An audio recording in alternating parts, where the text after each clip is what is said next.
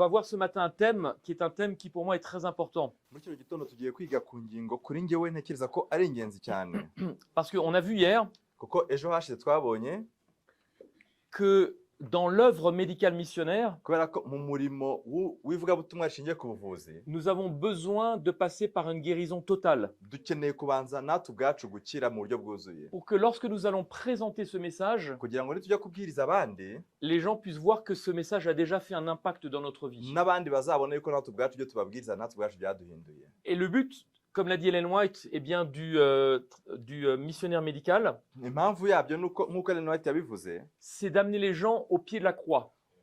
umurimo cyangwa impamvu yo kubwiriza ubutumwa bushingiye ku buvuzi ni ukugira ngo tuzane abarwayi ku birenge bya Kristo. Mais y aurait-il quelque chose encore plus profond que cela? Ariko ubanza hari indi mpamvu yimbitse cyane kurenza iyo. Les amener au pied de la croix, mais après pour les amener où? Ni ukubageza ku musaraba wa Kristo, ariko se nyuma yaho bikagenda bite? Ou pour leur faire comprendre quoi? Cyangwa se iyo bahageze basobanukirwa iki? Et donc on va essayer de voir là pendant une heure, tugiye kumara isaha imwe au travers de ce sujet, binyuze muri kino cyigisho. Dieu cherche quelque chose. Imana irashaka ikintu. Alors mesdames, je vois que vous avez des sacs. Ababyeyi bari hano n'abakobwa ndiko bafite amasakoshi. Et souvent dans les sacs on met beaucoup de choses. Mu masakoshi yanyu kandi rimwe na rimwe mushyiramo ibintu byinshi. Et on peut chercher des fois pendant longtemps parce qu'on est sûr qu'il y a quelque chose. Ndabizi yuko hari igihe bafata umwanya munini cyane muri mushakisha amasakoshi yanyu On cherche. mugashakisha cyane. Même dans un petit sac, wasanga no mu isakoshi ntoya nk'iyi ariko bigenda. on se rend compte qu'on met beaucoup plus de choses qu'on imagine. Ugasanga bigufasha umwanya munini kurenza uwo watekerezaga. Est-ce que ça vous est déjà arrivé de chercher dans votre sac? Oui? Oh. Pendant combien de temps? Ngo byagufasha umwanya ngaha. Beaucoup de temps. Une heure? Nk'isaha imwe? 20 minutes. Mais c'est déjà beaucoup pour un sac. Ariko iminota 20 ushaka ikintu kimwe mu gasakoshi gato abantu bitwaza. Alors, quand on regarde un petit peu, iyo turebye hano, voilà. Aujourd'hui, alors principalement chez les femmes, ku badamu, il y a un problème de Bluetooth. Ok. Ce que les femmes perdent le plus, ikintu abadamu babura cyane, l'élastique pour les cheveux. ni twa tufatisha Ah, imisatsi. je vois que. Atabose Oui. bazamuye imitwe. Vous aussi? Nawe? Bon, pour ceux qui ont le cheveu court, c'est. Kora afite imisatsi bakora cyane ni chargeur ya telefone. Bon, je pense que les hommes aussi. Izo ngizo natwe abagabo tuya tuzibura. Les clés Imfunguzo et la carte bancaire. n'amakarita ya banki. Vous voyez que on peut être sûr qu'on a mis un endroit, Birashoboka cyane yuko uba wizeje na kujana ko wabitse icyo kimwe muri ibyo bintu. on ne le retrouve plus. Ariko ntukibone mu gihe ugiye kugishaka. Alors, peut-être que vous avez perdu quelque chose pendant et vous l'avez cherché pendant une semaine, Byashoboka yuko hari n'igihe uba warabitse ikintu ukagishaka bikagufata icyumweru. un mois, Ukwezi se? et puis tout d'un coup vous le retrouvez. Ntukibone. Ah, je l'avais mis là. Noneho ugahita wibuka uti narakibitse aha ngaha. J'avais rangé le couteau avec les marmites, Nanavanze. Nanashyize icyuma mu comme ce isafuriya. matin. Ati hari umuntu uzi byabayeho muri kino Mais gitondo. imaginez maintenant, Mutekereze noneho. Dieu cherche quelque chose, Imana irashaka ikintu. non pas depuis une heure, Kandi icyo kintu ishaka ntago imaze isaha imwe igishaka. ni depuis une semaine, Nta nubwo yewe bimaze icyumweru igishaka. ni pendant un an. Nta nubwo imaze umwaka umwe ishaka icyo kintu. Dieu cherche quelque chose depuis 6000 ans. Imana bifasha imyaka 6,000 ishaka ikintu. Imaginez Mutekereze 6000 ans à attendre. kumara imyaka 6,000 utegereje.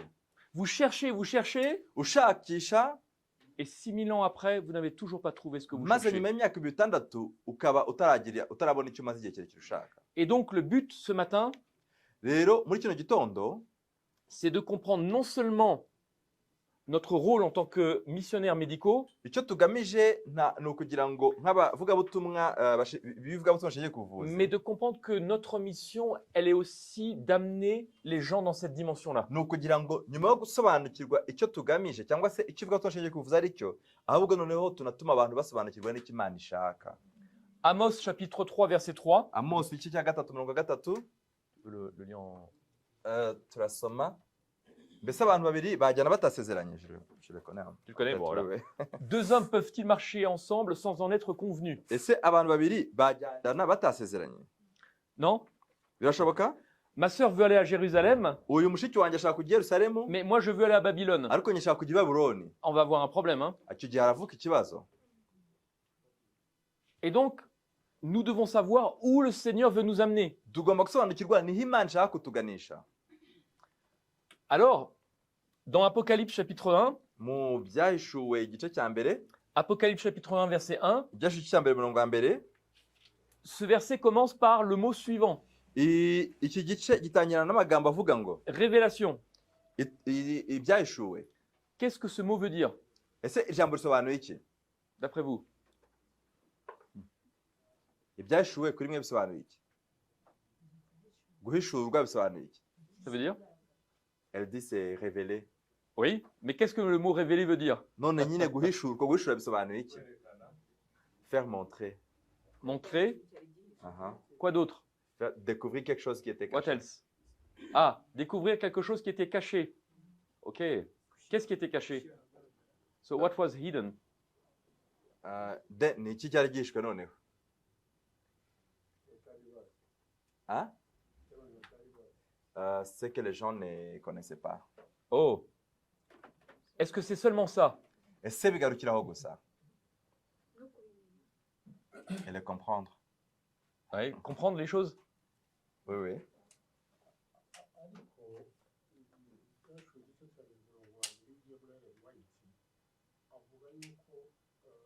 God is not God of confusion. He wanted to put everything clear.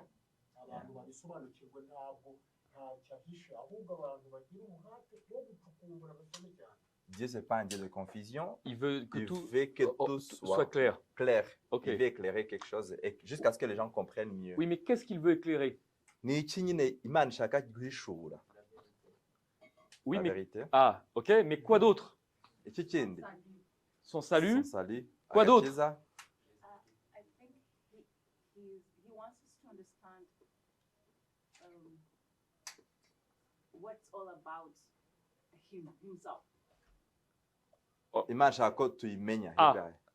Oui, and his intentions. ok. But what else? Oui? If we go in Revelation, in the book itself, there will be so many things that are going to be revealed. For instance, the New Jerusalem will be revealed. You will see also the bride that will be revealed. Many few things that are going to be revealed. Ok. Imana ishaka kwerekana guhishura ibintu byinshi. Yerusalemu nshya izahishurwa. Ariko no mu giti iyo gitabo tubonamo ibindi bintu byinshi Imana ishaka kuduhishurira. Attends, je vais vous montrer une image. Ndashaka kubereka ishusho. Parce que je pense que ça peut être intéressant de... Alors... En apparence, le mot révélation veut dire révéler. Ijambo guhishura n'ubundi bisobanuye ibyahishuwe risobanuye guhishura. Mais il y a une dimension bien plus profonde, comme ce carré. Ariko hari bifite ubusobanuro bwimbitse cyane nka ziriya mpande enye. Vous voyez? Murabibona? Toute la Bible est faite comme ça. Bibiliya yose ni uko imeze. Vous pouvez lire rapidement, Ushobora gusoma wihuta, mais il y a une dimension plus profonde encore. ariko hari ubundi busobanuro bwimbitse cyane kurushaho. Maintenant, le mot révélé veut dire littéralement Ijambo guhishura Apocalypsis, cyangwa se apocalypsis enlever le voile. bisobanuye gukuraho ivara. Pourquoi enlever le voile? Kubera iki gukuraho ivara? Enlever le voile de quoi? Ese ni ugukuraho ivara kurinde? Oui? I think the reason for everything that happens on earth. I mean, the reason for everything. Yes, but what specifically? Why? Unveiling. Kuki nyine bakoresheje ijambo ivara? It was closed for people to know. Yes, but there is something specific. Okay, Ati hari ikintu cyihariye ariko. okay. Regardez. Murebe hano. Découvrir la tête. Ni ukugaragaza umutwe. Umutwe wari uhishwe n'ivara. Ce que nous sommes en train de voir est capital. Ibintu turi kureba ni ingenzi cyane. Découvrir la tête.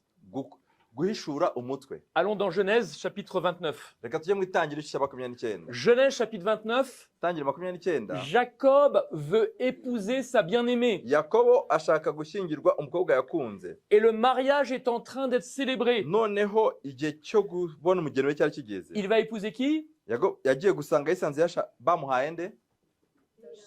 Non. Rachel. We yashakaga gushaka nde? Il veut épouser Rachel. Ashaka Amen. gushaka Racheli. Bon. Alors maintenant, pourquoi? Il veut épouser Rachel. ashaka gushaka rasheli Et que Rachel. kandi rasheli niwe yakundaga. Et donc, pourquoi est-ce que Laban va faire un festin Kuki labani muri ubwo bukwe et le soir, il va prendre Léa et l'amener vers Jacob qui s'approche d'elle? nijoro yashoboye kuzana leya akamushyira Ça n'a pas de umugabo? sens. Ntabwo byumvikana. Pourquoi il veut épouser Rachel? Kuki ashaka gushaka rasheli, Laban lui amène Léa et il épouse Léa. labani akamuzanira leya kandi kuko na yakobo bigasoza ashatse leya? Il y a un problème. Harimo ikibazo. Parce que dans le mariage juif, Ni ukubera ko mu bukwe bwa kiyahudi pendant 6 jours, on célébrait le mariage mu minsi 6 umukwe yabaga ari kumwe n'umugeni we, et le 7e jour, umunsi wa karindwi le voile était retiré. nibwo umukwe yagombaga gukura ivara ku mugeni. Et regardez maintenant, Murebe ukuntu byagenze. le lendemain matin, Bukeye bwaho voici que c'était Léa. yisanga uwo bamuhaye ari leya, Il est sûr d'avoir épousé Rachel. kandi we yashakaga rwose gushaka rasheli.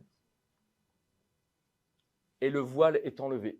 Ivara ariko yasanga siwe. Donc l'Apocalypse Igitabo cy'Ibyahishwe rero veut dire littéralement ni ukuvuga ngo enlever le voile de la mariée. gukura ivara ku mugeni cyangwa kumuhishura kugira ibyo umwereka. Est-ce que vous voyez la profondeur de ce que ça implique? Ese murabona noneho ubusobanuro bwimbitse bw'icyo igitabo cy'Ibyahishwe gisobanuye?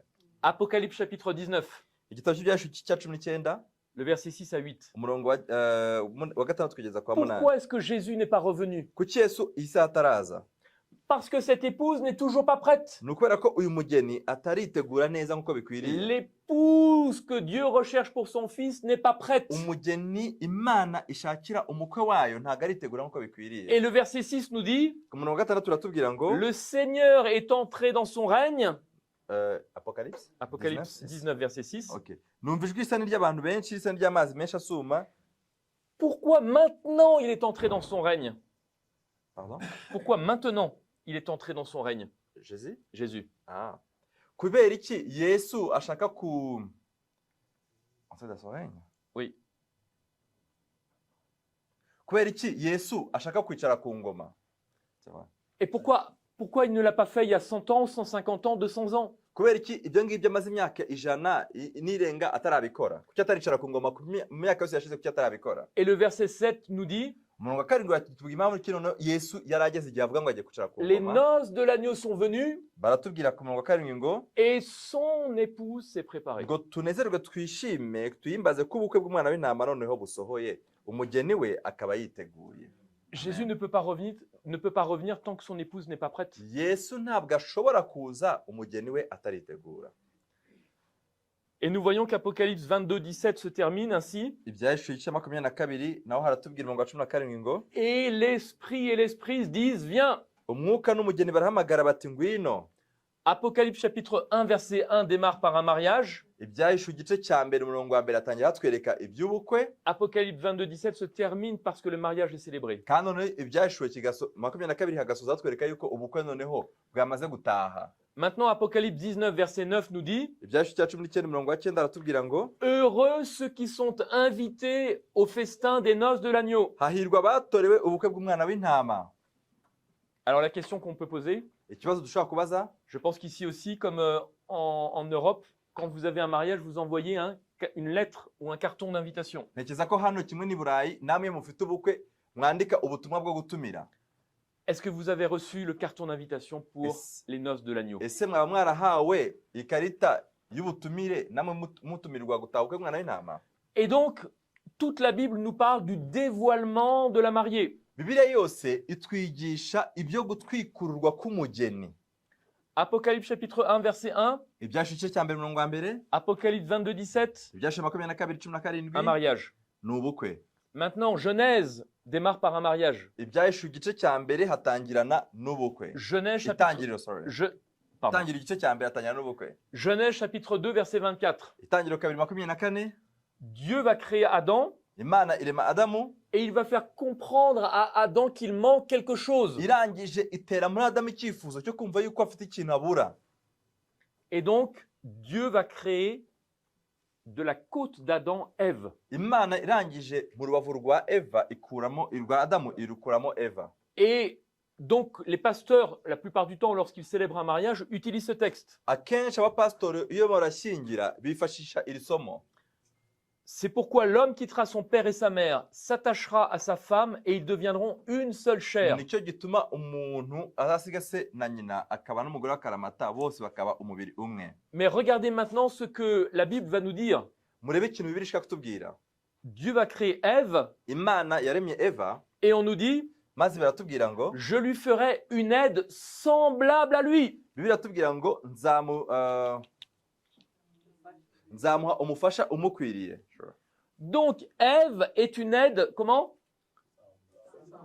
Eva ni iki? Ouais, c'est une aide semblable à lui. Donc, cela veut dire Ngo, que l'épouse que Christ recherche doit être umukwe umugeni Imana ishaka nabyo bisobanuye ko agomba kuba asa nande. Est-ce que vous voyez Imana ubwayo. pourquoi Dieu cherche quelque chose? Murabona impamvu ki Imana ishaka ikintu Il n'a toujours pas trouvé cette aide. kandi icyo kintu ikaba itarakibona nuko itarabona umufasha usa nayo. Ok. Ça c'est profond. Paul va nous dire Pawulo aravuga ngo que il va reprendre Genèse 2:24, Pawulo no agiye gufata hariya mu itangiriro 2:24 tumaze gusoma mot à mot. ijambo ku ijambo L'homme quittera son père et sa mère, aho avuga ngo umugabo cyangwa se umuntu azasiga se na nyina abana n'umugore w'akaramata s'attachera à sa femme abana n'umugore w'akaramata et les deux deviendront une seule chair. bombi baba umubiri umwe. Mais Paul va prendre ce texte Pawulo agiye gufata iryo somo et à partir de ce texte, Paul Non. va en faire une application. uhereye kuri iryo somo Pawulo atwereke ukuntu muri kino gihe cyacu cyo bisobanuye. Frères et sœurs, Bavandimwe il va falloir attendre 4000 ans byasabye gutegereza imyaka 4000 pour, comme cette image des 16 carrés, nk'uko twabibonye kuri ya shusho ya za mpande enye. on se rende compte que ce texte de Genèse 2:24 ririya somo ryo mu itangiriro 2:24 est bien plus profond. tugiye kubona ukwimbika kwaryo. Et Paul va nous dire en continuant, Pawulo arakomeza atubwira ngo verset 32, ku mirongo 32, il va nous dire ce mariage, aratubwira ati ibijyanye n'umugore n'umugabo, il va le comparer, il va dire ce mystère est grand. aravuga ati harimo ubwiru bukomeye cyane. Et qu'est-ce qu'il va dire? Kandi ubwo bwiru ni ubuhe? Je dis cela par rapport à Christ et à Aravuga l'Église. ngo ubwiru bw'umugore n'umugabo bwerekeye kuri Kristo n'itorero rye. Pourquoi dire que ce mariage Kubera iki ushobora gufata iby'umugore n'umugabo est un mystère ubwiru bubyirimo et que ce mystère c'est Christ et l'Église? ukerekana yuko bwerekeye kuri Kristo n'itorero rye? C'est ce qu'on va voir. Nibyo tugiye kureba. Dans Colossiens chapitre 1 versets 25 à Mu 27, Bakolosayi igice cya mbere umurongo wa 25 kugeza ku 27, Paul va nous parler précisément de ce mystère. Pawulo aratubwira iby'ubwo bwiru. Et Paul va nous dire que c'est un mystère caché de tout temps. Aratubwira ngo ni ubwiru bwahishwe igihe kirekire. Et au verset 27, il nous le dit, Umurongo wa 27 atubwira ngo Dieu a voulu faire connaître quelle est la glorieuse richesse de ce mystère parmi les païens. ab'Imana yishimiye kumenyesha ubutunzi bw'ubwiza bw'ubwo bwiru bwageze mu banyamahanga. Quel est ce mystère? Ubwo bwiru ni ubuhe? Christ en nous l'espérance de la gloire. Kristo uri muri twe ariyo byiringiro by'ubwiza. Amen. 4000 ans après, Imyaka 4000 ishize Paul reprend ce texte Pawulo afata iryo somo en disant que ce texte de Genèse 2:24, yerekana yuko iri somo ryo mu itangizo cya 2 il s'agit de 24 Christ et de l'Église. byerekeye kuri Kristo n'itorero rye. Parce que comme dans Genèse chapitre 2:18, Nk'uko mu itangizo cya 28 Christ recherche une épouse Kristo ashaka umugeni qui soit semblable à lui, kandi uwo mugeni agomba kuba asa nawe. et pour que cela devienne possible, Kugira ngo ibyo bishoboke nous devons vivre cette promesse. nuko iri sezerano rigomba kuba iryacu. Christ en nous l'espérance de la gloire. Tukabaho Kristo ari muri twe kuko nibyo byiringiro by'ubwiza. Est-ce qu'on se comprend? Ese biri kumvikana? Très très bien. Et donc, la première alliance, Dieu va essayer de la mettre en place. Isezerano rya mbere rero Imana igomba kubanza ikashyira mu bikorwa. Et donc, nous voyons Tubona ko que alors que Dieu recherche cette aide semblable à lui, kuko Imana ishaka umugeni usa nayo, eh bien, nous voyons malheureusement dans Genèse chapitre 3, verset 6, tubona mu itangiriro 3:6 que eh bien, la femme vit que l'arbre était bon, umugore amaze kubona yuko icyo giti cyari cyo kwifuzwa agréable à la vue, kandi yuko rwose ari iki gikundiro précieux pour ouvrir l'intelligence, ndetse kigomba kumenyekanisha ubwenge. Donc Satan a réussi à complètement renverser tout ce que Dieu avait dit. satani yabashije gucurika ibintu byose imana yavuze. Ça s'appelle du brain hacking. Ibyo bintu byitwa brain hacking cyangwa se Vous connaissez les hackers avec Internet? muzi abahaka bano bakoresha Satan a internet. fait du brain hacking. Satani nawe yinjiriye ubwenge bwa muntu. Et peut-être que vendredi, on va essayer de voir toutes les expériences dans la Bible brain hacking. Kwa nyuma tuziga icyigisho kijyanye na brain hacking, tuziga ukuntu satani C'est yinjira mu bwonko. incroyable. Ni ibintu bitangaje cyane. Parce que Satan, à la fin des temps, fait du brain hacking. Kubera ko satani muri iki gihe giheruka ikintu ari gukora ni ukwinjira ubwonko bw'abantu. Ok, deuxième alliance. Isezerano rya kabiri, Alors que Dieu est en train que Dieu a fait sortir son peuple d'Égypte, Imana imaze gukura ubwoko bwayo mu gihugu cya Egiputa, Dieu va dire dans Exode chapitre 19, Imana iravuga mu itangi cya 19 verset 5, murongo wa 5, si vous écoutez ma voix, nimwumva ijwi ryanjye si vous gardez mon alliance, kandi mugakurikiza isezerano ryanjye, vous m'appartiendrez entre tous les peuples. muzaba ubwoko bwanjye. Qu'est-ce que ça veut dire? Ese ibyo bisobanuye iki? Il y a quelque chose de bien plus profond que simplement Dieu cherche un peuple. Hano harimo ubwiru bukomeye cyane bwerekana ikirenze ku Imana yarabashakaga gusa kwitwa ko ari ubwoko bwayo. Regardez la préparation du mariage. Murebe imyiteguro y'ubukwe. Exode 19, Ibyashu cya 19, Verset 10. kuva 19 murongo wa 10. l'Éternel dit à Moïse, Uwiteka abwira Mose ati, va vers le peuple, jya ku bantu sanctifie-les aujourd'hui et demain, ubeze none n'ejo, qu'ils lavent leurs vêtements, bamese imyenda yabo, qu'ils soient prêts. bitegure. Et les versets continuent. Umurongo ukurikira avuga Verset ngo, 15, umurongo wa 15, soyez prêts dans 3 jours. umunsi wa gatatu uzasange mwiteguye. Et le verset 16 va nous dire ce qui est en train de se passer. Umurongo wa 16 uratubwira icyari kirimo kirakorwa. Il y eut des tonnerres, Habayeho inkuba, il y eut des éclairs, habayeho imirabyo, une épaisse nuée sur la montagne, igicu kiremereye gifatanye kiba kuri uwo musozi, le son de la trompette. maze ijwi ry'impanda. Et lorsque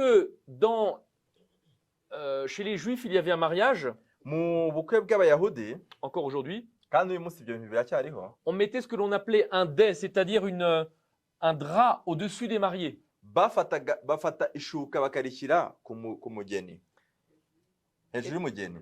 Et cette épaisse nuée est comme ce drap que l'on met au-dessus des mariés. Iryo shuka rero rimeze nk'iki gicu cyaje kigatwikira uriya musozi. Ce que nous sommes en train de lire, Ibi turi gusoma, c'est la célébration d'un mariage. bo bahise babibonamo yuko ari ishusho yo gutaha k'ubukwe, Où kwishimira ubukwe. Dieu est en train de célébrer ce mariage avec son peuple. Aho Imana ubwo yakoze icyo gikorwa cyo kuzana igicu kikabudikira umusozi, Et kuko regarde- bahise basobanukirwa yuko Imana ibikoze mu ishusho yo gutaha cyangwa kwishimira ko hari isezerano ry'ubukwe ribaye. Regardez Exode chapitre 24, verset 16. Murebe neza mu kuva 24 umurongo wa 16. La gloire de l'Éternel reposa sur la montagne du Sinaï. Un instant. Vas-y. 24, 16. 24, 16, oui. 24:16 kuva 24:16 haranditse ngo ubwiza burabagirana bw'Uwiteka buguma ku musozi wa Sinayi. Et la nuée la couvrit pendant 6 jours. Igicu kiwubundikira iminsi 6. Wow. Tangaje. Comme dans un mariage, pendant 6 jours. Nk'uko mu muco wabo ubukwe byagendaga muri 6 umugeni yabaga atwikiriye, Et le 7e jour, maze ku munsi wa 7 le mariage doit être effectif. nibwo umukwe yagombaga no gutwikura umugeni we. Regardez comment les Juifs ont compris ce texte. Murebe ukuntu abayahudi basobanukiwe iri somo. C'est un commentaire juif. Aya ni amagambo yanditswe n'abayahudi. Ce qui se passe au Sinaï Ibyabaye i Sinayi n'est pas seulement le fait de donner des lois, ntabwo byari ukuba Uwiteka atanga amategeko gusa, mais il s'agit du mariage spirituel entre Dieu et Israël. ahubwo ryari isezerano Uwiteka yagiranaga n'Abisirayeli nk'umukwe n'umugeni. Le Dieu d'Israël Imana ya Isirayeli n'est pas seulement le Seigneur de la création, Non. mais il en est l'époux. ntabwo ari Imana umuremyi gusa, ahubwo ni n'umukwe.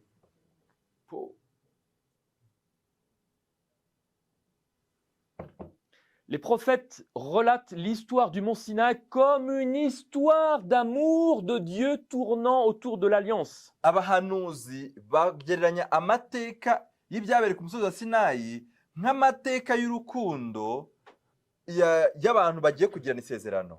3 prophètes Abahanuzi batatu vont décrire Israël au moment de l'Exode mu gihe cy'abisirayeli bavaga muri Egiputa bajya i Kanani comme une jeune fiancée qui va se marier et qui est courtisée par son époux. banditse amateka basobanuye Isirayeli cyangwa se ubwoko bw'Abisirayeli nk'umugeni wari uje aje guhura n'umukwe we Pour contracter un mariage avec lui. kugira ngo abane nawe akaramata. Et il rajoute, Maze bongeraho ati pour gagner sa main, kugira ngo ibyo bigerweho Dieu lui parle tendrement. Imana yagomba kuvuga nawe mu buryo bworoheje. Dieu parle à son cœur Imana ikavugana n'umutima wa Isirayeli afin de l'entraîner dans une histoire d'amour indéfectible. kugira ngo Imana imusobanurire iby'urukundo.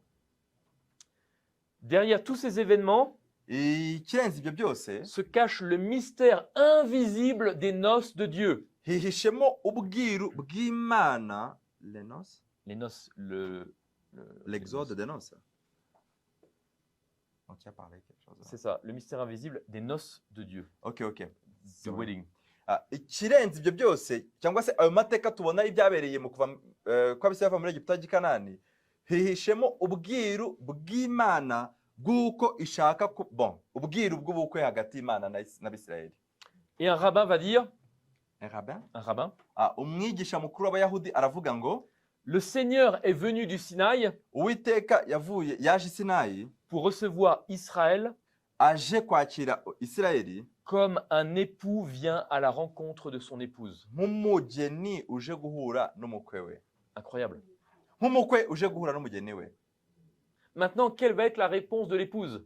None ikibazo ni iki ngiki, umugeni ni iki gisubizo agomba gutanga kuri uwo mukwe? Eh bien, la réponse de l'épouse, elle est magnifique. Igisubizo cy'umugeni kiroroshye, kiratangaje. Nous ferons. Umugeni yavuze ati tuzabikora, ibyo tubwiye byose tuzabikora. Exode chapitre 19, verset 8.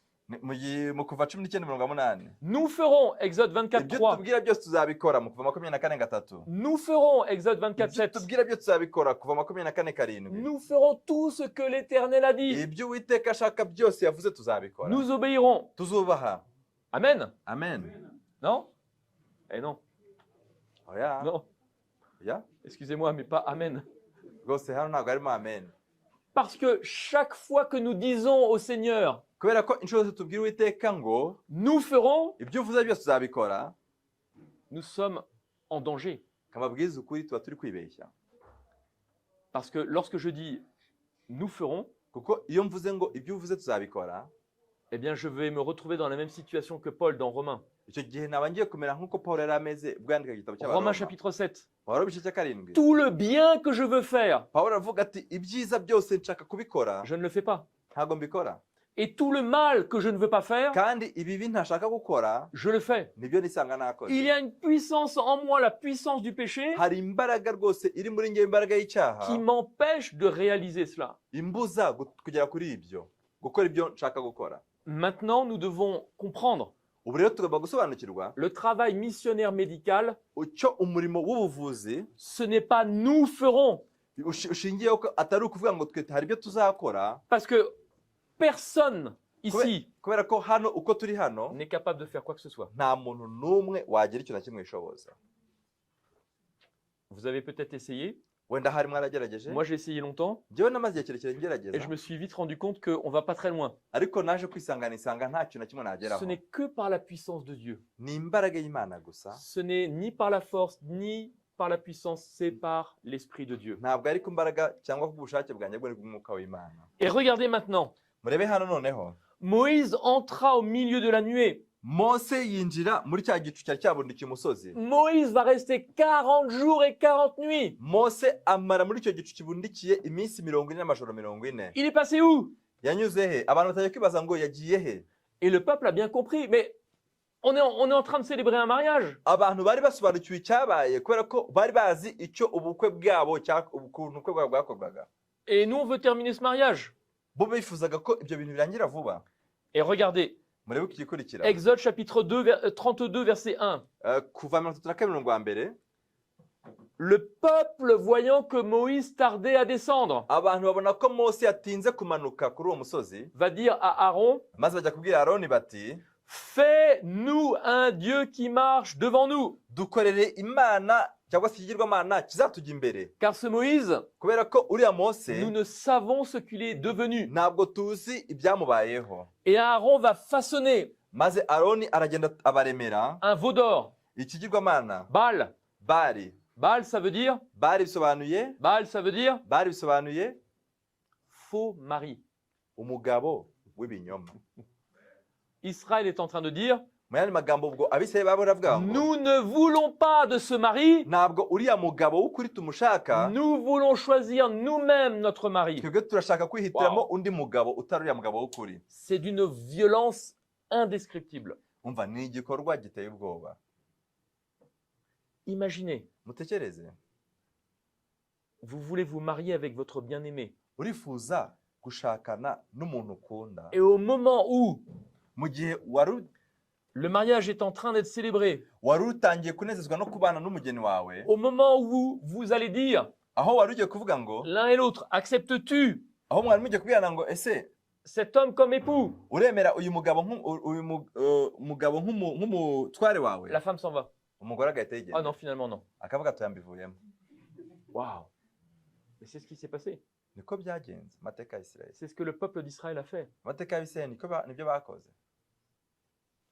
Alors, troisième alliance. Hari isezerano rya gatatu noneho, Et encore avec Israël. kandi nanone riragaruka kuri Isirayeli n'ubundi. Puis, Noneho nyuma avec la première église. ku itorero rya mbere, Puis, nanone tout au long des siècles. mu myaka yindi yose yakurikiye kuva ku itorero rya mbere Puis dans ry'intumwa, l'histoire même de notre église. ndetse no kugira mu itorero ryacu bwacu En 1888. mu cya magana mirongo inani n'umunani, Dieu donne un message puissant. Imana itanga ubutumwa bukomeye, Et on est en train de dire, nous ne voulons pas de ce message. ariko turavuga tuti twebwe ntabwo dushaka Wow. ubwo butumwa. Et Dieu n'est toujours pas revenu alors qu'il aurait dû revenir. Bituma Yesu atagaruka kandi yagombye kuba yari yaragarutse. À un moment donné, vous vous dites, Mu gihe runaka uravuga uti le problème, il vient de qui? ese ubundi ikibazo gituruka kuri nde? C'est l'épouse qui est en faute ou l'époux a vraiment un problème? Ese ni umugeni ufite ikibazo cyangwa ni umukwe ufite ikibazo? Parce que ça fait 6000 ans que tu cherches une épouse, tu mets du temps. Hashize imyaka 6 umukwe ashaka umugeni, ese ubwo ntiyaritinze? Et regardez, Murebe Osée chapitre 2, versets 19 et 20. muri Hoseya igice cya 2:19 C'est une promesse, mais Jésus n'a toujours pas trouvé cela. ni isezerano, ariko Yesu kugera isaha ntaryo arabona. Je serai ton fiancé pour toujours. Haranditse ngo shpelir sa, Ah, vas-y. kandi nzakwishingira ubu wanjye iteka ryose. Ni ukuri nzakwishingira ubu wanjye nkiranuka, ngaca imanza zitabera, nkagukunda kandi nkakubabarira. Ndetse nzakwishingira ubu wanjye nkubereye umunyamurava, kandi uzamenya Uwiteka.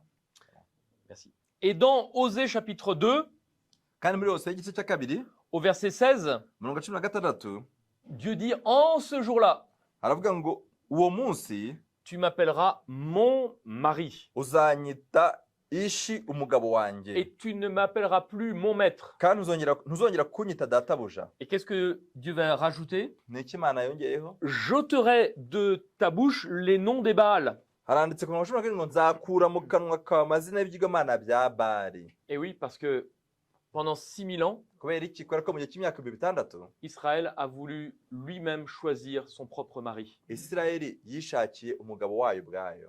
Dans le temps d'Israël, ils ont dit, Mu gihe cy'Abisirayeli baravuze nous ngo voulons un roi qui règne sur nous. bavuze ngo turashaka umwami uzadutegeka, Nous ne voulons pas que cet homme règne sur nous. ntabwo dushaka yuko uyu mugabo aba ari utubera umutware. Éphésiens chapitre 5, versets 25 à 27. Abefeso 5:25-27. Et Dieu va prendre cette image. Imana iravuga ngo, Imana ikoresha iyi shusho. Et Paul nous dit, Pawulo atubwira ngo Marie, aimez vos femmes bagabo mukunda abagore banyu comme Christ l'a aimé et s'est livré lui-même pour elle. nk'uko Kristo yakuze itorero rye akaryitangira. Et donc, Christ a aimé l'Église, s'est livré pour elle, Kristo yakuze itorero rye araryitangira afin de la faire paraître, kugira ngo cette épouse, à faire paraître cette épouse, afin de faire paraître l'épouse du Christ, kugira ngo agaragaze itorero rye sans tache, ridafite ikizinga ni ride, cyangwa ni umunkanyari, rien de semblable, nta n'ikindi kibazo na kimwe mais rifite, sainte et irrépréhensible. ahubwo rikaba ryera kandi ritunganye. C'est ce que Paul nous dit. niko Pawulo atubwira. Alors maintenant, cette action n'est possible que par la puissance du Saint-Esprit. Ntabwo iri torero ryashobora kugera kuri urwo rugero Kristo arishakaho ridafite Mwuka Wera. Et comme on l'a vu hier, Kandi nk'uko ejo twabibonye, c'est l'un des sujets les plus attaqués aujourd'hui dans l'Église. ni ingingo ya Mwuka Wera ni ingingo irwanwa cyangwa se ifite attaque. Yagabweho igitero gikomeye cyane mu itorero ryacu muri kino gihe. Si aujourd'hui il y a quelqu'un parmi nous qui a un doute sur le fait que le Saint-Esprit est une personne, Niba hari umuntu mu itorero ryacu uyu munsi ukikekeranya cyangwa se utizera yuko Mwuka Wera ari personne, jeûner, prier, ari étudier la Bible, nagusaba ngo ugende wiyirize ubusa usenge wige Bibiliya, parce qu'il est impossible de recevoir le sceau de Dieu kuko ntushobora kwakira ikimenyetso cy'Imana si nous comprenons que le Saint-Esprit n'est pas une personne. niba utizera yuko Mwuka Wera ari umwe mu butatu bugize ubumana. Et je vais être peut-être violent dans ce que je vais dire. Ahari ubanza njye gukoresha amagambo aremereye, Si nous comprenons que le Saint-Esprit n'est pas une personne, niba tutumva yuko Mwuka Wera ari umwe mu butatu bugize ubumana, c'est peut-être la mort éternelle que nous allons avoir. ahari navuga ngo ikidutegereje ni urupfu rw'iteka ryose, Parce que nous allons nous battre avec nos propres forces. kuko tuzagerageza gukoresha imbaraga zacu zose, Et il est impossible de survivre à ce qu'il y a devant nous avec nos propres forces. ariko nta kintu na kimwe tuzageraho mu mbaraga zacu. J'ai un livre de 700 pages grand format, Mfite igitabo cy'amapaji 700 ariko cya kindi cyacapishijwe 700 cyacapishijwe uniquement sur ce sujet-là.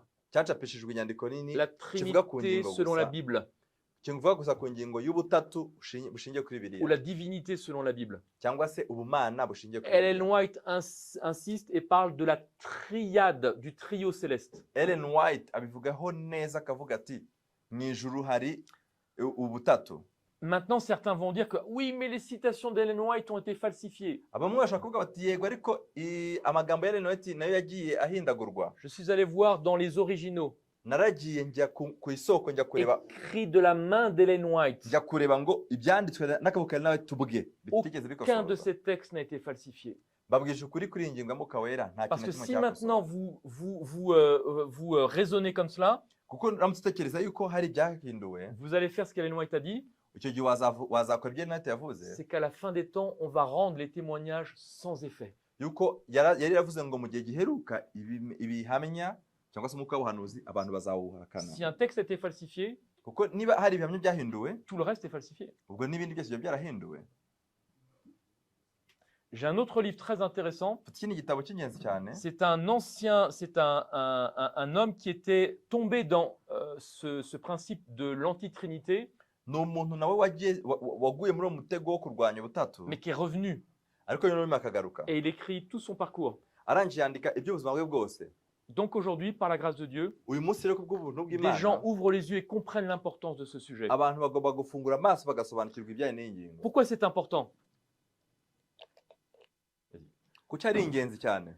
Quand on voit cette citation, Nitureba aya magambo, si le Saint-Esprit était retiré de l'Église aujourd'hui, amagambo ngiye ngo twese tuzi n'ubundi yanditswe mu gitabo inama z'umuntu ku byutse, Mwuka waramutse akuwe mu itorero uyu munsi, 95% de ce que nous faisons eh bien, continuerait. 95% y'ibyo dukora mu murimo w'Imana uyu munsi byakomeza, Personne ne remarquerait la différence. kandi nta n'umuntu wabona itandukaniro ryabaye mu itorero. Mais si l'Esprit Saint avait été retiré de l'Église à l'époque des apôtres, Ariko mu gihe cy'intumwa iyo Mwuka Wera aza kuba yarabakuweho, 95% de leurs activités 95% y'ibyo bakora se seraient arrêtées byagomba guhita bihagarara, et tout le monde s'en serait rendu compte. kandi muri icyo gihe cy'intumwa bose bari guhita bamenya yuko havutse ikibazo.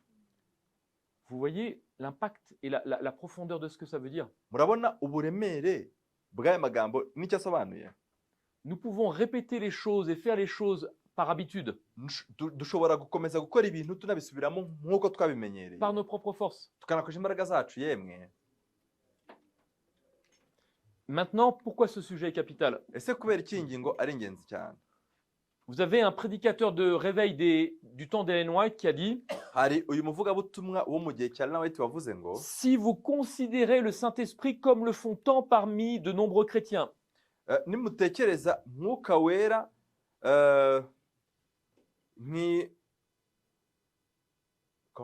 comme le font beaucoup de chrétiens, nimutekereza Mwuka Wera nk'uko abantu benshi bamutekereza, comme seulement abakristo benshi bamutekereza une influence ou une puissance, nk'aho ari ikintu cy'ikibaraga, alors vous allez penser de la manière suivante. muzatekereza mu buryo bukurikira. Comment puis-je me saisir du Saint-Esprit et l'utiliser? Muzatekereza muvuga muti ni gute nakwakira mwuka wera nkamukoresha. Mais si maintenant, Ariko vous raisonnez de la manière biblique nimutekereza noneho nk'uko Bibiliya ibivuga, et que vous pensez au Saint-Esprit en tant que personne, mugatekereza mwuka wera noneho nk'ubumana, votre pensée sera: ibitekerezo byacu bizahinduka, dutekereze dutya: comment le Saint-Esprit peut-il se saisir plus de moi et m'utiliser? ni gute mwuka wera yanyigarurira akankoresha. On change le sens de gravité. Icyo gihe murabona yuko duhinduye imyumvire n'ibyerekezo. Ce n'est plus moi qui suis au centre, Ntabwo ari njyewe noneho uyoboye mwuka c'est wera, le Saint-Esprit. ahubwo mwuka wera niwe uyoboye. Ce sujet-là, Iyi ngingo si on passe à côté, nituyijya ku ruhande, impossible de se préparer. ntabwo tuzashobora kwitegura. Je ne sais pas si vous avez les 40 jours de prière. Sinzi niba mufite igitabo cyitwa iminsi 40 y'amasengesho. Il y a 5 ou 6 volumes, Gifite volume 4 cyangwa 5. plus un autre qui s'appelle 50 jours de prière. Hari n'ikindi cyitwa iminsi 50 y'amasengesho. Vous pouvez faire quasiment 300 jours non-stop avec tous les volumes. Ushobora kumara iminsi 300 ukoresha iyo mizingo yose y'ibyo bitabo. Je vois l'impact de ces 40 jours, de ces livres sur le peuple de Dieu. Ibyo bitabo abantu babisoma kandi babikurikira, mbona impinduka nziza bigira kuri bo. C'est la seule façon de se préparer. Nibwo buryo bwonyine bwo kwitegura. Vraiment, si Ibitabo vous ne byanditswe les avez n'uwitwa- pas, Un trouvez un instant. moyen pour les traduire. Il faut le dire parce qu'ils sont en train d'écrire, ils peuvent trouver ça. Ni ibitabo by'uwitwa Dennis Smith. Dennis Smith, 40 jours, vous n'avez pas Certains n'ont pas. Ouais. 40 jours? Vous connaissez? Tu connais? Ok. Il y en a- Umuntu witwa Dennis Smith yanditse ibitabo byitwa 40 days n'icyitwa 50 days. Afite volumes nyinshi zitandukanye. Ok. Biri so deep. Et donc, on va voir un cas pratique pour terminer Kugira ngo dusoze, reka turebe noneho mu buryo bufatika de ce que Dieu recherche pour son épouse ni iki Imana ishaka ku mugeni wayo, et de la manière dont il espère qu'elle va réagir. kandi ni buryo ki Imana yiteguye ko yakwitwaramo. Alors pour ça, on va basculer en Juge chapitre 4 Reka hano turajya mu gitabo cy'abacamanza igice cya 4, et on va arriver à un épisode qui est passionnant. noneho tugere ku mateka atangaje. Le livre des Juges va démarrer. Igitabo cy'abacamanza kivuga On a ko étudié ça le trimestre dernier avec Josué. twarakize mu byiciro by'ishuri byo kusabato byahise twiga kuri Yosuwa. Josué va mourir Yosuwa arapfuye, et on nous dit que, batubwira ko je crois que c'est Josué chapitre 3 verset 2, ntekereza ko ari muri Yosuwa igice cya 3 umurongo wa qu'une 2, nouvelle génération va arriver. ko hazavuka ikindi generation, ikindi gisekuru. Qui n'avait pas connu ce que l'Éternel avait fait. Icyo gisekuru kandi ni igisekuru cy'abantu batazigera bamenya ibyo Uwiteka yakoze hahise. Et que Dieu va laisser les nations rebelles Noneho Imana izatuma b'abanyamahanga pour leur apprendre l'art de la guerre. kugira ngo baze batume b'Abisirayeli biga cya gisekuru ciga ukuntu Wow. abantu barwana. Est-ce que nous avons appris l'art de la guerre? Ese twari twamaze kwitegura ukuntu abantu barwana, ubuhanga bwo kurwana, Spirituel, bien sûr. ariko ntabwo ndi kubabwira ibyo bifatika Et donc, bwa mwuka. nous voyons la manière dont Dieu va mettre un juge. Turabona uburyo Imana ishyiraho umucamanza, Ils vont rester fidèles un moment. maze bamara igihe runaka bubahiriza amategeko Ils y'Imana, s'écartent. none nyuma y'igihe runaka Ils babivamo, sont en esclavage pendant 10 ans, noneho bajya mu bubata mu gihe cy'imyaka 20 10, ans, 40 ans. 20, 30, 40. Ils crient à l'Éternel. Noneho basenga Uwiteka, L'Éternel leur envoie un nouveau juge. Imana ibohereza undi mucamanza wa Et kabiri. dans tous les livres des juges, Mu gitabo cy'abacamanza 7 fois, kuri iyi nshuro bwo un juge. ni umucamanza umwe. Apostasie. Hein? Apostasie. Un juge apostasie? Apostasie. Ouais, je demande. Ah.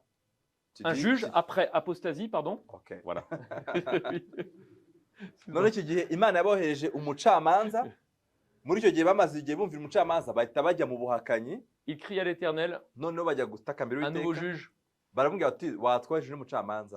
Ça ressemble à un schéma Birerekana que peut-être nous pouvons vivre. ishusho nk'iyo natwe tubasha kubamo. Ils pêchent, Bakoze ibyaha, ils prient, barasenga, ils pêchent, barakora icyaha, ils prient. bagasenga. Et Juge chapitre 4, Mu bacamanza b'igice cya 4 nous avons Jabin. hari umucamanza witwa Jabin qui va opprimer le Yabini. peuple d'Israël. Yabini. yabini wagiye gutakambira ubwoko bw'abisirayeli. Et nous lisons le verset 3. Dusoma ku murongo wa gatatu ngo Vas-y. abisirayeli batakambira uwiteka ko yabini yari afite amagare y'ibyuma 900, nuko abara imyaka 20 agira abisirayeli nabi cyane. 20 ans d'oppression. Yabini yari yaratsikamiye yarakandamiye abisirayeli igihe cy'imyaka 20. C'est beaucoup. Imyaka myinshi. Et maintenant, nous lisons Juges chapitre 5, les versets 6 à 8. Dusoma no bacamanza cya 5 no 6 kugeza kwa 8. Oui. Haranditse ngo mu gihe cya Shamugari mwene Anati no mu gihe cya Yayeli ibihogere byari mu busa, abagenzi bagendaga basesera mu tuyira tw'uruboko. Abatwari b'Abisirayeli bari baracitse intege kugeza ubwo njyewe Debora nahagurutse mpaguruka ndi umubyeyi w'Abisirayeli, bishakira imana nshya, intambara zihera ko zugariza amarembo yabo, nta ngabo habe n'icumu byari bikiboneka mu ngabo inzovu enye z'Abisirayeli. Et donc, on nous dit les chefs étaient sans force. Baratwereka yuko abayobozi nta mbaraga bari bagifite. Et donc, Noneho il faut à un moment donné trouver une solution bagomba kubona igisubizo et combattre cet ennemi. maze bakarwanya uwo mwanzi wari bamaze igihe abakandamiza. Et donc, Barak va dire, Noneho Baraki aravuga ati je veux bien aller à la guerre, ndashaka kujya ku rugamba mais seulement si tu viens avec moi. ariko nuzana nanjye. Est-ce que c'est courageux? Ese ibyo bintu birimo ubutwari? Non? Non, pas vraiment. Hein.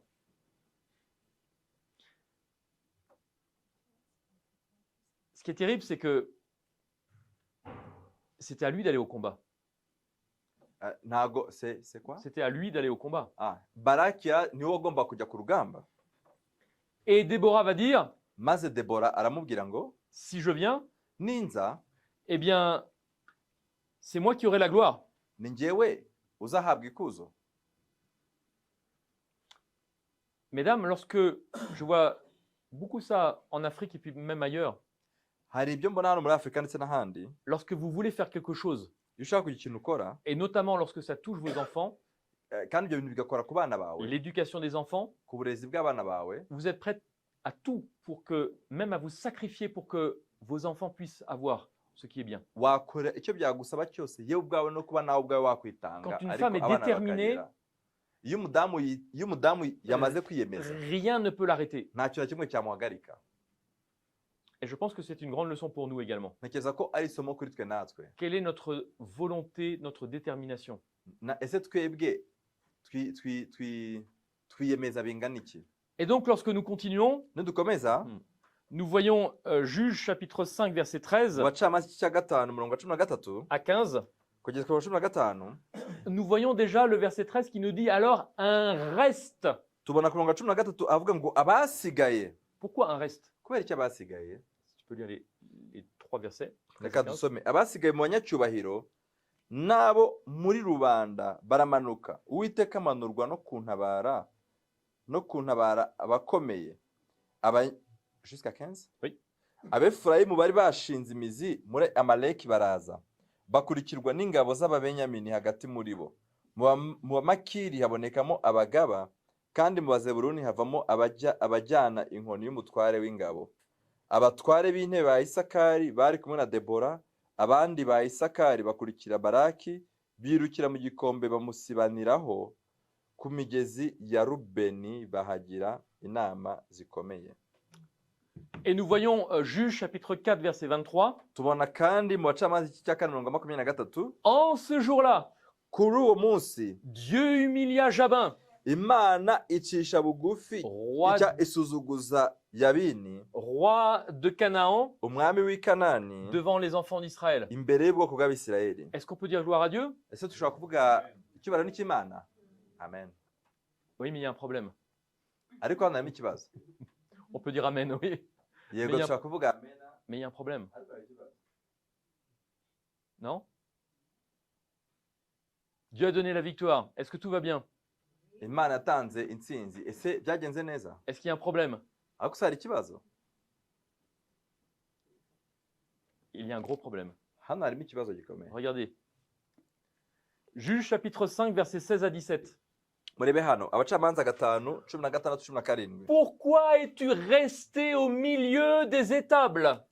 5, 16 à 17. Icyakwicaje mu mikumbi y'intama ni iki? À écouter le bêlement des troupeaux, Gupfa kumva imyirongi y'abungeri ni iki? au ruisseau de Ruben. Ku migezi ya Rubeni Grandes furent les délibérations du cœur. niho biburanyirije cyane. Galade, N'abanyagaredi au-delà du Jourdain, bigumiye hakurya ya n'a Yorodani. pas quitté sa demeure. Niki cyatumye Abadani basigara mu mato? Pourquoi Dan s'est-il tenu sur les navires? Abasheri nabo biyicara mu mwaro. Aser s'est assis sur le rivage de la mer Abasheri nabo biyicara mu mwaro. et s'est reposé dans ses ports. Bigumira mu bigobe by'inyanja. Il y a un gros problème. Hano harimo ikibazo gikomeye. C'est que Ruben, Nuko Rubeni, Galade Galadi, Dan. Galeyadi, Dani et Aser na Asheri sont restés chez eux tranquillement.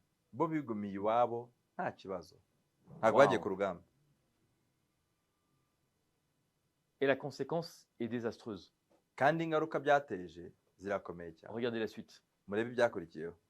Juge chapitre 5, verset 23. Umurongo wa 23 igice cya 5 cy'abacamanza. Maudissez Mérose. Nimuvume Merozi. Dieu va appeler ces tribus Ubwo bwoko Uwiteka yabwise qui ont préféré rester tranquillement à la maison. abo bantu bahisemo kwigumira mu rugo. Dieu va Wow. les qualifier de Mérose. Uwiteka yabise Merozi. Et Dieu va leur dire, maudissez Mérose. Imana yaje avuga ngo nimuvume Merozi. Maudissez ses habitants, Muvume abo bantu car ils ne vinrent pas au secours de l'Éternel. kubera iki ko batagiye gutabarana n'Uwiteka. Au secours de l'Éternel parmi les hommes vaillants. Ntibatabaranye n'Uwiteka kurwanya abakomeye.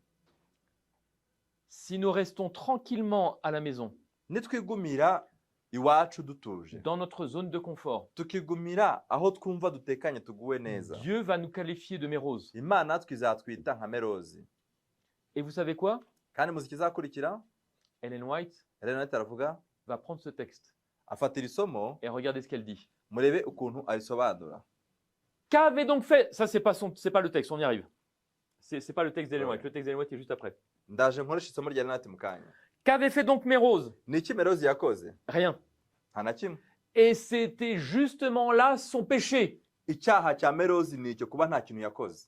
Il ne vint pas en aide Ntabwo yagiye gutabarana cyangwa au gutanga Très-Haut ubufasha contre les puissants. kugira ngo ajye kurwanya abakomeye. Maintenant, la citation d'Ellen White. None reka turebe icyo Ellen White abivugaho. Beaucoup parmi le peuple de Dieu sont tièdes. Murebe mu yambye itora umuzingo wa 5 handitse ngo abenshi mu bitwa ubwoko bw'Imana ni akazuyazi. Ça vous fait penser à quoi? Ese ibyo birabibutsa iki?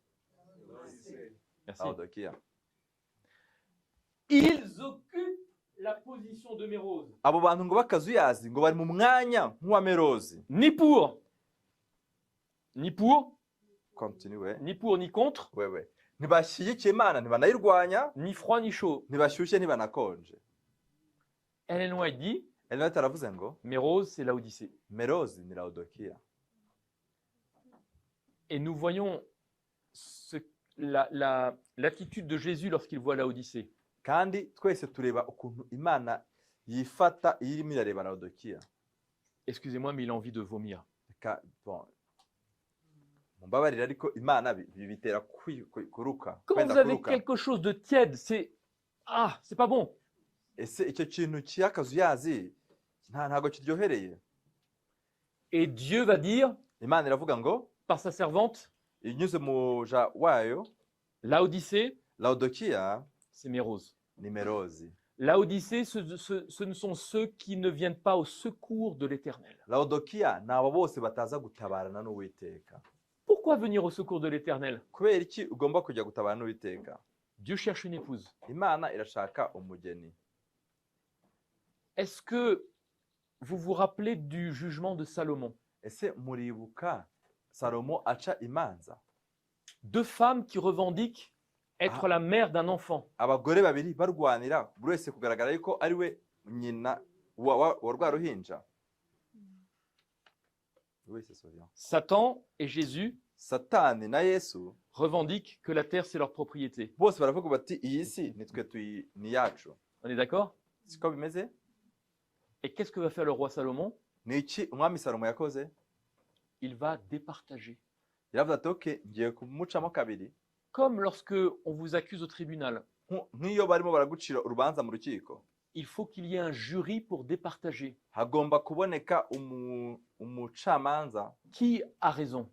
kandi uwo mucamanza niwe ugomba kuba ufite ukuri. Jésus ou Satan? None ni Yesu cyangwa ni Satani?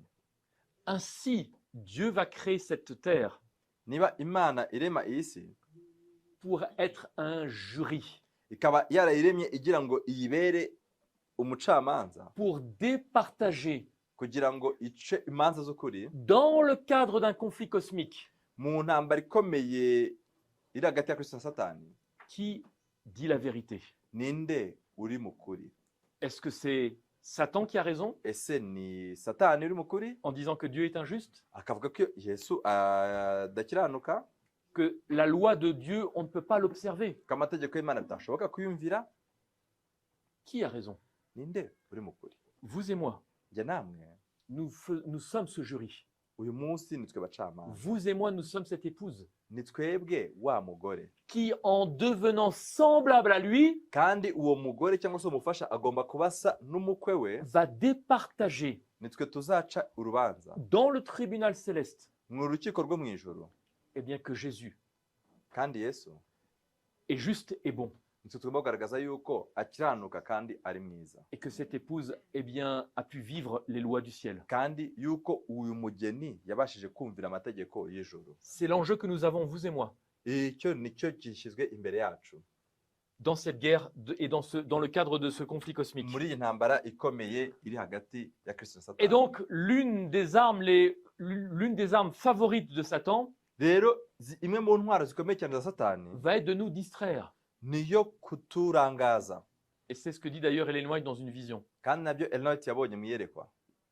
Lorsque Satan et ses généraux et toute son armée se rencontrent, Satani n'abadayimoni be b'amajenerali iyo bahuye et que les démons disent, mais comment est-ce que nous pouvons faire pour empêcher le peuple de se préparer? baribaza bati ni iki twakora kugira ngo tubuze aba bantu kwitegura? Ellen White raconte qu'elle a vu en vision Ellen White aravuga ngo nabonye mu ce iyerekwa conseil entre Satan et ses démons, mu nama Satani ari kumwe n'abadayimoni be, et que Satan va dire, Satani yaravuze ngo nous devons les distraire, tugomba kubarangaza, détourner leur attention de Dieu. tugomba gukura amaso yabo ku Mana, Nous devons les remplir de doutes et d'inquiétudes. tugomba kubuzuzamo gushidikanya n'urwikekwe, Nous devons faire qu'ils soient concentrés sur eux-mêmes, tugomba gutuma bihugiraho bo ubwabo, qu'ils soient empêchés d'entendre la voix de Dieu tugomba kubabuza rwose kumva ijwi ry'Imana, et de permettre que leurs pensées ne soient pas captives de Dieu. tugomba kubakumira gutuma intekerezo zabo zitiyegurira Kristo. L'alliance de la fin des temps, Isezerano ryo mu bihe biheruka eh bien, c'est celle que nous pouvons trouver dans Jérémie. ni iri dushobora kubona muri Yeremiya. Après ces jours-là, Nyuma y'iyo minsi, Apocalypse chapitre 10, verset 7. ibyahishuwe 17, 10, verset 7. ibyahishuwe cya 17. Après ces jours-là, Nyuma y'iyo minsi, qu'est-ce que nous lisons dans Apocalypse chapitre 10, verset 7? ni icyo dusoma mu byahishuwe igice cya 17, À la septième trompette, ku mpanda ya 7, le mystère de Dieu s'accomplirait. ubwiru bw'Imana buzuzuzwa. Quel est le mystère de Dieu? Kandi ubwiru bw'Imana ni ubuhe? Christ en nous, l'espérance de la Kristo gloire. muri twe, ibyiringiro C'est une by'ubwiza. promesse. Ni isezerano. C'est cette promesse. Iryo sezerano rero Après ces jours-là, riravuga ngo nyuma y'iyo minsi je mettrai ma loi au-dedans d'eux. nzashyira amategeko yanjye mu mitima yabo. Non pas nous ferons, Ntabwo ari twe noneho tugiye kugira ibyo dukora, mais Dieu va faire. ahubwo Imana niyo igiye kugira ibyo Et ikora. Dieu ne peut faire Kandi Imana ntishobora que gukora si tu as compris mu gihe utabasha gusobanukirwa que c'est lui et lui seul qui doit le faire. ko ariyo kandi yo ubwayo izajya ikorera ibintu muri twe. Je traiterai avec eux une alliance éternelle. Nzasezerana nabo isezerano rishya ry'iteka. Et nous trouvons cette même promesse dans Ézéchiel. Kandi isezerano twongera kuribona muri Ezekiyeli. Je vais ôter leur cœur de pierre nzabakuramo imitima ikomeye nk'amabuye, et je mettrai un cœur de chair. mbashyemo umutima woroshye nk'inyama. Sans opération chirurgicale. Atari ko Imana yabaze kubaga byo kwa muganga. Il est impossible de se préparer pour la fin des temps. Ntabwo bishoboka yuko twakwitegura kugaruka kwa Kristo. Vous savez, je ne sais pas l'être humain est toujours, veut toujours repousser plus tard les choses à faire. inyoko muntu yose ikunda kwigiza hirya ibyo bagomba gukora. Ah, j'ai un petit peu mal. Ndi kubabara Mais bon, ça va passer. ariko reka nihangane biraza Ah, gukira. j'ai un peu plus mal. Ndumva ndi kubabara, Bon, c'est pas grave, on avance. reka nihangane dukomeze. Vous ne pouvez pas passer à côté de cette opération chirurgicale. Ntabwo iki gikorwa Imana igomba gukora dushobora kunyuranya nacyo, Vous kukinyura devez iruhande. passer sur la table d'opération. Ntabwo dushobora kunyura iruhande y'iki gikorwa Imana yasezeranye kuzakora. Et donc, None nous voyons cette même promesse isezerano twongera no kuribona dans Hébreux chapitre 8 et Ouais. Hébreux chapitre 10. mu Baheburayo igice cya 8 umurongo wa 10, mu Baheburayo igice cya 8 no mu Baheburayo igice cya 10. Alors des chrétiens vont dire oui, mais la loi a été abolie. Abakristo baravuga ati yego ariko amategeko yakuweho. Ok, Okay. Hébreux 8. Abaheburayo igice cya 8, Si la loi a été abolie, comment Dieu peut-il graver quelque Niba chose qui amategeko- n'existe plus? niba amategeko yaraciyeho iteka ni gute Imana yakoresha amategeko nk'ikintu Soyons kitakiriho? raisonnables. Ibyo nta bwenge bwa burimo. Maintenant, None Satan va essayer Satani azagerageza de faire que gukora ibishoboka la bête puisse graver yuko Satani avec un faux sanctuaire yifashisha ubuturo bwera butari bwo, sa loi, ndetse akoresha amategeko non ye, pas dans le cœur parce qu'elle ne peut pas le faire, akoresha amategeko ye ariko atari muri twebwe kubera ko azi ko tutashobora mais dans un style de vie extérieur. kubera ko azi ko tutashobora kuyibashisha, ari ibyo bintu duse n'aho ari ibintu nko kwirwanirira. Mais Dieu nous a dit, Ariko Imana yaravuze ngo je mettrai mes lois dans leur esprit. iby'Imana bitandukanye bya Satani. Imana iravuga ngo nzashyira amategeko yanjye mu mitima yabo, Pardon. Je les écrirai dans leur cœur. nzayandika mu mitima yabo. Maintenant, None comment Dieu peut-il écrire toute sa loi ni gute Imana ishobora kwandika amategeko yayo yose dans nos cœurs et dans notre esprit mu mitima yacu ndetse no mu bwenge bwacu, si nous avons 2 maîtres? mu gihe cyose tukaba tugikorera abami babiri? Impossible. Ntabwo ibyo bintu bishoboka. Et donc, None Pierre va dire, Petero aravuga ngo chacun est esclave de ce qui a triomphé de lui. umuntu wese ni imbata y'uwamuneshereje. Donc nous pouvons voir dans notre vie, dushobora kubona mu mibereho yacu en fonction de nos priorités, binyuze mu byo tugira iby'ibanze. qui est notre maître. Umutware wacu ninde? Si nous passons 20 minutes avec l'étude de la Bible, Niba tumara iminota 20 gusa ku munsi twiga Bibiliya, j'ai du mal à imaginer que 20 minutes vont être suffisantes pour nous transformer. ndavugisha ukuri iminota 20 muri Bibiliya ntabwo yabihagije kugira ngo tuzezwe. Paul dans Romains Pawulo wa Roma dit que vous êtes esclaves de celui à qui vous obéissez. aravuga ngo muri imbata z'uwo mwahisemo kumvira. Et donc c'est ça l'enjeu. Aha niho hari ikintu cy'ingenzi. Et pour terminer, Kugira ngo nsoze, John Wesley a dit, John Wesley yaranditse ngo avec un homme ou une femme continue. consacré à 100%, Umugore cyangwa umugabo wejejwe 100%, Dieu peut faire bien plus Imana ibasha gukora qu'avec une armée consacrée à 99%. ibasha gukoresha umuntu umwe wejejwe 100% kuruta ingabo nyinshi zejejwe kuri 99%. Dieu cherche une épouse. Imana ishaka umugeni, Une épouse qui soit consacrée à 100%, umugeni kandi ugomba kuba yejejwe qui 100%, n'est qu'un seul maître ufite umutwaro umwe gusa, et qui est accepté de faire cette opération chirurgicale. kandi akaba yaremeye yuko Imana imwandika amategeko yawe mu Et qui mutima we, comprennent que l'enjeu c'est Christ en nous, l'espérance de la gloire. kandi umuntu akaba asobanukiwe yuko ipfundo rya byose ari Kristo muri twe, Parce que ibyiringiro sinon by'ubwiza. maintenant, Kubera ko ibyo bidashobotse, si je transpose cela au niveau de la santé, ibyo ngibyo ndamutse mbizanye mu ishusho y'ubuvuzi, je peux faire des efforts pour faire un peu de sport, bien manger. nshobora kuvuga ati nzajya nkora siporo kandi nzajya ndya neza, Mais lorsqu'il y a un problème, il faut que je puisse trouver quelque chose qui me donne un peu, me réconforte. ariko ikirenze ibyo ni uko wakora siporo warya neza uzakomeza kumva yuko hari icyuho kiri muri wowe. Du sucre, du chocolat, peu importe. None nyuma ukavuga uti reka ndye shokora cyangwa ndye isukari kugira ngo numve ntekanye mfite amahoro mu mutima. Et donc nous faisons avec nos propres forces. Icyo gihe uzaba uri kwirwanirira. Que le Seigneur puisse nous aider imana idufashe et de comprendre vraiment la profondeur, non Car- pas la surface, kandi imana iduhe gusobanukirwa byimbitse atari ce qu'il veut faire en iby'amajyejuru dusobanukirwe ibyo tugomba gukora et uyu de ce qu'il munsi veut faire au travers de nous. kandi ibyo ukeneye kudukoresha ndetse n'ibizadukorera. Que le Seigneur vous bénisse. Imana ibahe umugisha. Amen. Amen. Oui. Priez. Oui. Oh, elle demande le mot là de John Wesley, c'est écrit dans quel livre? Dans le livre Pas à pas vers un réveil spirituel, Intambwe z'umuntu ku bubyutse Helmut Haubeil, ya Helmut Haubeil. vous l'avez en Kinyarwanda. Ouais. Voilà, on en a. Ok. Je peux clôturer par la prière. Je vous invite eh bien, à vous lever, on va prier. Reka duhagurutse dusenge. Tendre Père, nous voulons te remercier parce que nous voyons au travers de ta parole une patience qui est incroyable.